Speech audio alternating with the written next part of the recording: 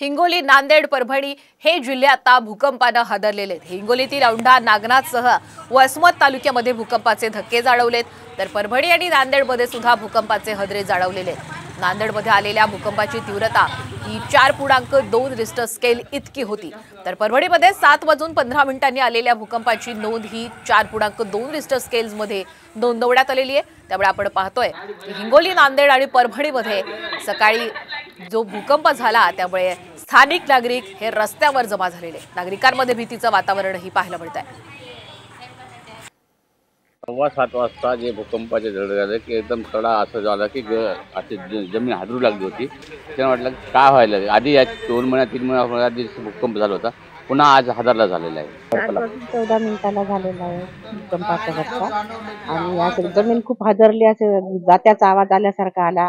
मला वाटलं गाडीच आहे काय की बाहेर, म्हणून मी बाथरूम मध्ये होते, बाथरूम मधून बाहेर आले पळत। 7:14 भूकंप झाला। मी ब्रश करत होते, एकदम मग आणि बकेट हल्ल्या गेली आणि एकदम मी पण असं चक्कर आल्यासारखे झालं। मग मला लक्षात आला, आवाज आला की अरे हे भूकंप आहे। मी बाहेर आले, बाहेर आल्यानंतर मग मुलगा म्हणाला की आई माझा कॉट हल्ला आणि भूकंप झाला का? म्हणलं हो म्हणलं। तर आपण हिंगोली मधली ही दृश्य पाहतोय जेव्हा भूकंप झालेला आहे। भूकंपाचा धक्का जाणवल्या घरातील अनेक नागरिक हे रस्त्यावर दाखल झाले। काही वेळेपर्यंत तर नेमकं काय झालं हे नागरिकांना समजलंच नाही। नंतर मात्र भूकंप झाल्याचं लक्षात येताच सगळ्यांनीच भीती व्यक्त केलेली आहे। सकाळची वेळ होती त्यामुळे अनेक जण गाढ झोपेत होते।